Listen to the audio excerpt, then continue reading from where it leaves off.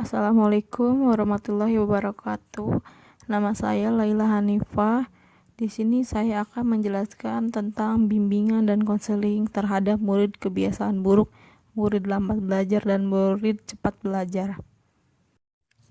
Sebelum saya menjelaskan tentang latar belakang bimbingan dan konseling dan lainnya, di sini saya akan menjelaskan yang pertama, yaitu murid berkebiasaan buruk. Murid berkebiasaan buruk yaitu perbuatan atau sikap yang bertentangan dengan perbuatan sebagaimana yang diharapkan orang lain. Jadi, murid ini memiliki kebiasaan yang tidak sesuai dengan norma. Jenis-jenis kebiasaan buruknya yaitu A. Murid yang agresif, B. Anak pemarah dan mudah tersinggung, C. Murid yang menguasai murid lain. Yang kedua, murid lambat belajar. Sekelompok murid di sekolah yang perkembangan belajarnya lebih lambat dibandingkan dengan perkembangan rata-rata teman seusianya. Adapun beberapa ciri lambat belajar diidentifikasikan sebagai berikut. A. Kemampuan kecerdasan rendah atau di bawah rata-rata. B. Perhatian dan konsentrasinya terbatas. C. Terbatasnya kemampuan untuk menilai bahan-bahan pelajaran yang relevan. Dan D. Terbatasnya kemampuan untuk mengarahkan. Yang ketiga yaitu murid cepat belajar. Murid cepat belajar yaitu murid yang cepat sekali dalam menerima, memahami, dan menguasai pelajaran yang diberikan kepadanya dengan prestasi yang baik sekali. Jadi murid ini ketika di kelas, ketika guru menerangkan dan murid ini menerima, memahami, dan menguasai lebih cepat daripada teman-temannya yang lain, dan akhirnya dia memiliki prestasi yang baik sekali.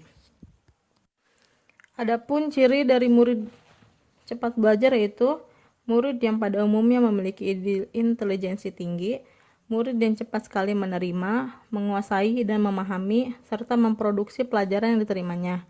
Murid yang ranking hasil rata-rata, prestasi akademisnya tinggi. Murid yang sikap, kerajinan, kebersihan, dan kesehatannya baik. Adapun perbedaan antara murid yang cepat belajar dengan murid biasa.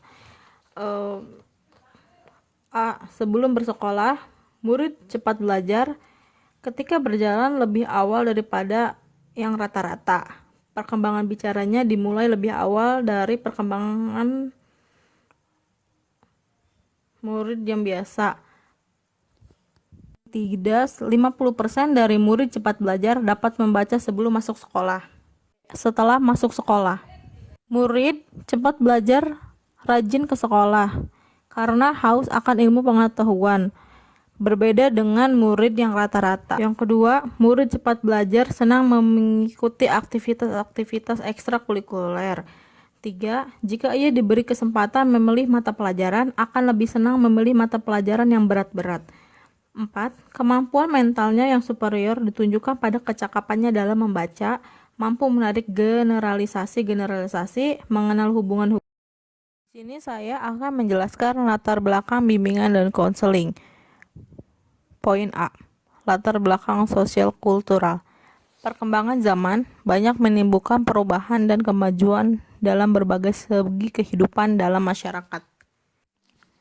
Perkembangannya antara lain berbagai lapangan, masalah hubungan sosial, masalah tenaga ahli, masalah pengangguran, dan sebagai merupakan beberapa di antara masalah-masalah yang sering terjadi sebagai akibat perubahan dan kemajuan tersebut.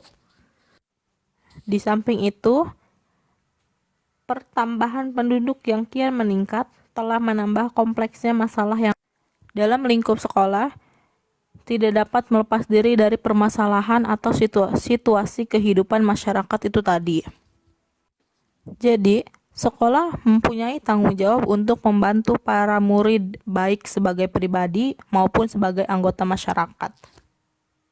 Dalam menghadapi perkembangan zaman, sebagai suatu lembaga pendidikan formal, sekolah bertanggung jawab untuk mendidik dan menyiapkan murid agar berhasil menyesuaikan diri di masyarakat dan mampu memecahkan berbagai masalah yang dihadapinya. Dengan begitu, di dalam situasi inilah bimbingan dan konseling akan terasa diperlukan sebagai suatu bentuk bantuan kepada murid, agar murid dapat mencapai perubahan yang baik dan dapat menyesuaikan diri dengan baik di kehidupan dalam masyarakat. Poin B. Perkembangan pendidikan.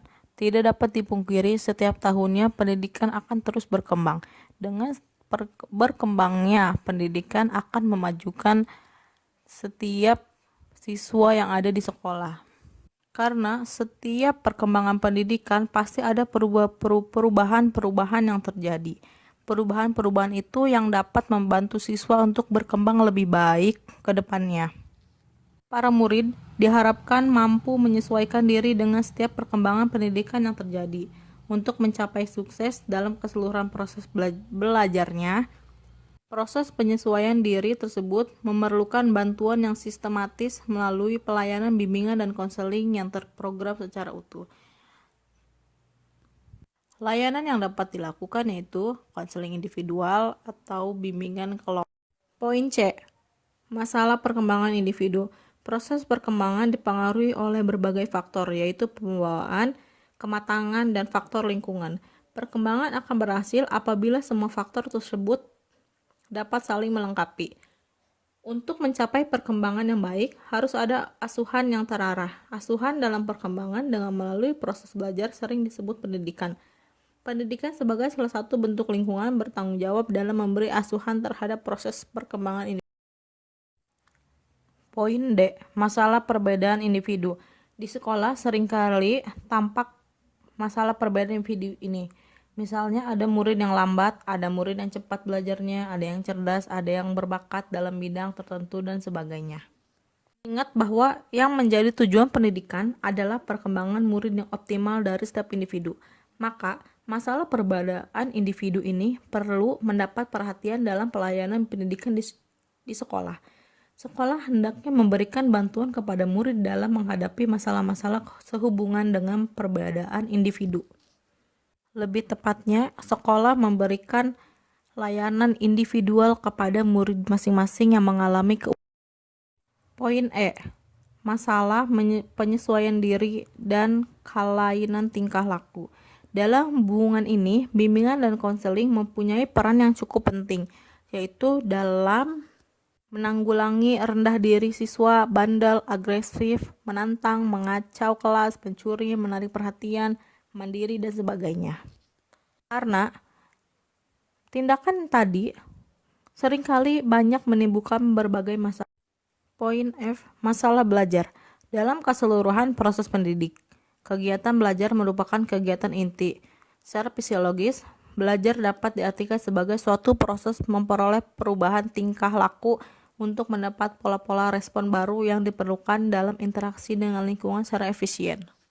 Dan begitu, sekolah mempunyai tanggung jawab dalam membantu murid agar mereka berhasil dalam belajar. Ini saya akan menjelaskan poin B, yaitu tujuan bimbingan dan konseling mengenai aspek pribadi sosial konseling.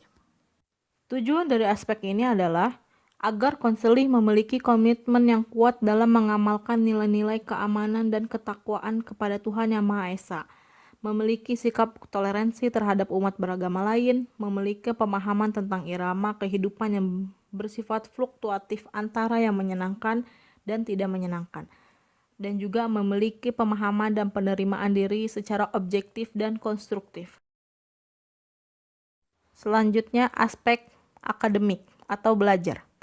Diharapkan siswa memiliki kesadaran tentang potensi diri dalam aspek belajar dan memahami berbagai hambatan yang muncul dalam proses belajar yang dialaminya. Memiliki sikap dan kebiasaan belajar yang positif seperti kebiasaan baca buku, disiplin dalam belajar, mempunyai perhatian terhadap semua pelajaran, memiliki motif yang tinggi untuk belajar sepanjang hayat, dan juga memiliki keterampilan atau teknik belajar yang efektif. Dalam poin C ini, yaitu jenis-jenis bimbingan dan konseling. Adapun beberapa jenis-jenis bimbingan yaitu jenis-jenis masalah yang dihadapi konseling atau individu. Dan juga ada beberapa permasalahan yang dapat digolongkan, yaitu masalah pengajaran atau belajar, masalah pendidikan, masalah pekerjaan, masalah penggunaan waktu senggang, dan juga masalah sosial. Ada juga selain permasalahan dalam bimbingan dan konseling, ada pun jenis-jenis bimbingannya, yaitu bimbingan pengajaran, bimbingan pendidikan, bimbingan pekerjaan atau jabatan, bimbingan sosial, bimbingan dalam menggunakan waktu senggang. Sekian dari saya. Wassalamualaikum warahmatullahi wabarakatuh.